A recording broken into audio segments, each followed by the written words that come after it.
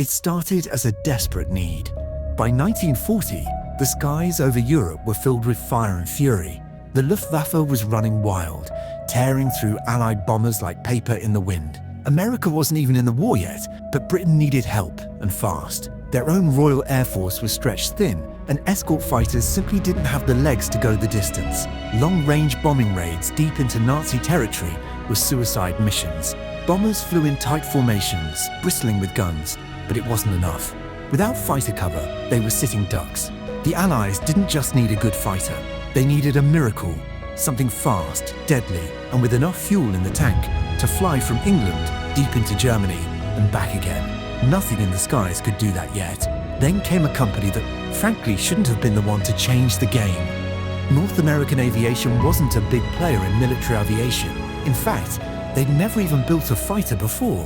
When the British approached them to build P-40S under license, the company had the guts to say, "What if we build you something better instead?" It was a bold gamble, and the clock was ticking. In just 120 days, a brand new prototype rolled out of the hangar, the NA-7 3X sleek, low-slung, and sporting a laminar flow wing, an advanced aerodynamic design that cut drag like a knife through silk. The airframe looked promising. It had speed, agility, but its first engine, a humble Allison V1 710, just didn't cut it above 15,000 feet. It was fast, but choked at high altitudes. Great low-level fighter, useless for bomber escort. The Mustang was good, but not good enough.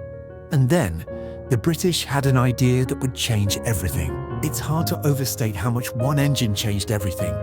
The British had seen potential in the Mustang's design. They knew it wasn't the airframe that was the issue, it was the engine. So they did what no American had thought to try. They took a Rolls-Royce Merlin, the same engine that powered the legendary Spitfire, and dropped it into the Mustang's frame. The result? A beast. Suddenly, the Mustang could scream past 400 miles per hour. It could climb with the best of them. And most importantly, it could fight at high altitude. Now, the Allies had a fighter that could keep pace with the bombers at 30,000 feet and still have fuel to dogfight over Berlin.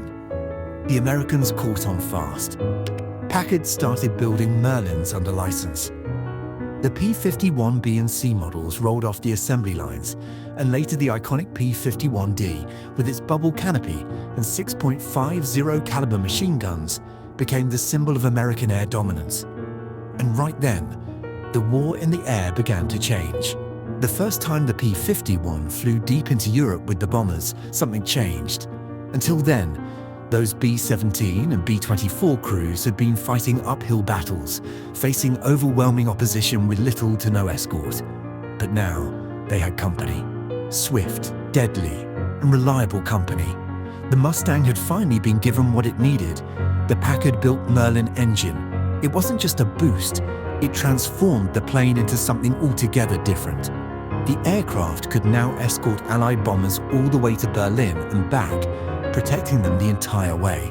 For the enemy fighters waiting to pounce, the surprise was brutal. The hunters became the hunted. The Luftwaffe, once dominant in the skies, began to lose ground.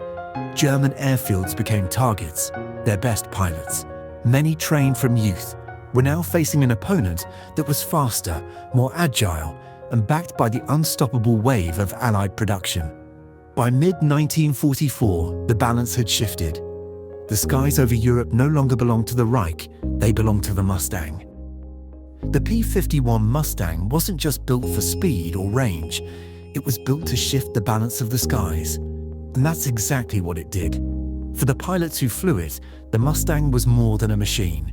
It became a part of them. With its unmatched agility and reach, it allowed them to go further, stay longer, and return home more often than ever before. It was their wings, their shield, and in many ways, their quiet companion through some of the war's most demanding missions. Figures like George Preddy and Bud Anderson quickly became icons of the air, not for chasing glory, but for their calm mastery under pressure. Their flying wasn't flashy. It was focused, smart, and precise, and that made all the difference. To the bomber crews crossing hostile territory, the sight of P-51s approaching was more than reassuring. It was the moment fear gave way to hope. With every mission, the Mustang earned its place not just in the formation, but in the hearts of those it protected. And to those flying on the other side, the Mustang soon became a symbol of strength and presence in the skies.